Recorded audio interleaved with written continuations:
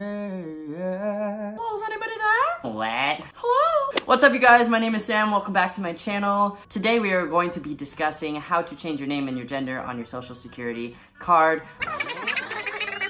Next week, we're going to be focusing on changing your driver's license. It's kind of been I accidentally said that we were going to do driver's license today, and that's just simply incorrect because you got to do your social security first, so my bad.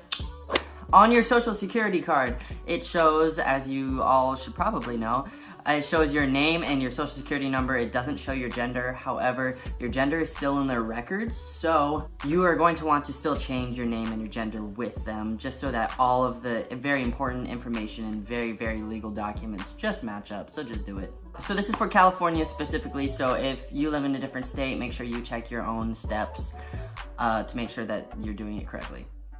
This is the third step in a series that I've created to help you guys change your name and your gender legally on all your legal documents. The court certified copy the first week, second week we did birth certificate, and the third one, which is this one, is going to be social security.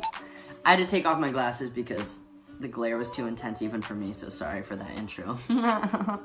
Alright, step number one, you're going to need your court certified copy of your name and gender change. They're going to need this as a form of identification because you are changing your name and your gender on Social Security without a driver's license that matches what you're wanting to change it to, because you haven't done the driver's license yet, because you can't, because you need Social Security first. It's kind of weird. You're going to need two forms of identification, basically.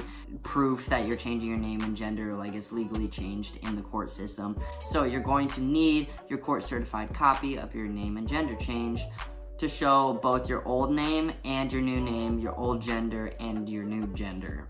Step two is you're going to need your birth certificate. My motto with this is just like the more the merrier, with copies, with bringing forms, whatever. You just like don't want to go someplace and waste your time. I brought my old birth certificate and my new birth certificate. You only really need to send in the new birth certificate because that's what you're trying to change your name to, so they need like proof of that. But just as form of like identification, if you're gonna be walking it into the office, then that way they like will see that your old name is there and it matches your old name on your court certified copy.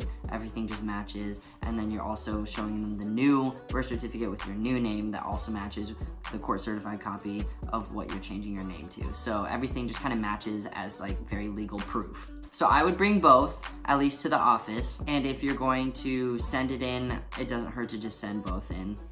Step three is you need your old driver's license, as in like your current one that you have, because you haven't gotten a new one yet, but you need that as a form of like photo identification, also showing your old name that will match the old name on your birth certificate and your old name on your court certified copy name and gender change forms. So everything is just kind of showing them proof of who you were, and the court certified copy and the birth certificate show that it's legally changed, and that they'll look at those two new forms to then change it legally in the Social Security office records. It's kind of confusing and kind of annoying.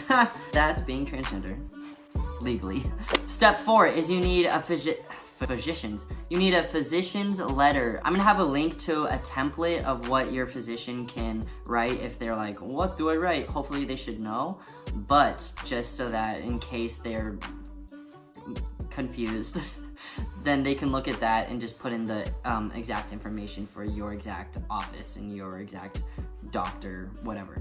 And you're gonna need this physician's letter because it's proving that you have undergone medical treatment for your gender change. So if you're just going to be changing your name, you don't need a physician's letter, but because you're changing your name and your gender, you need a physician's letter. Step number 5 is you're going to need the form SS5, which is application for Social Security card. This could be used for multiple reasons. It could be used for if someone's applying for an original Social Security card. It could be for a replacement card, and it could also be used for like changing or correcting information, which is what we are doing. Fill that out, again, black ink only, no whiteout. Don't erase things. Like if you mess up, just restart. I'm gonna have the link down here. Download it as a PDF, and if you make a mistake, just backspace, real easy. And step number 6, you're going to mail it into your local Social Security office or take it in. I honestly totally recommend taking it in. I know it's a bit of a longer wait rather than just like throwing in a mailbox, but with all these like super legal documents and forms, I just don't want them to get lost. Half the time, I swear to God, something goes wrong with this shit. So I prefer just like plan out part of a day / maybe a whole day if you get unlucky, but it's worth it so that you just know they have it and they're sending it and it doesn't get lost getting to them, you know what I'm saying? So.